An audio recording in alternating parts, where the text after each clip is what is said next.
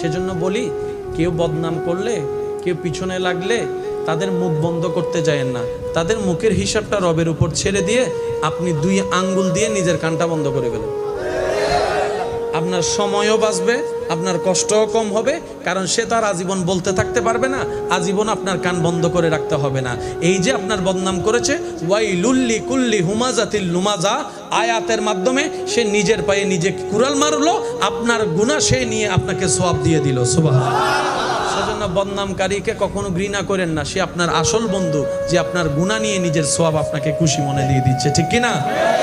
আমরা কি মানুষের মুখ বন্ধ করতে যাওয়া ঠিক হবে, নাকি নিজের কান বন্ধ করা? একটু জোরে বলেন তো কি? কারণ নিজের কান বন্ধ করলে নিজের একটা স্বাধীনতা আছে না নাই?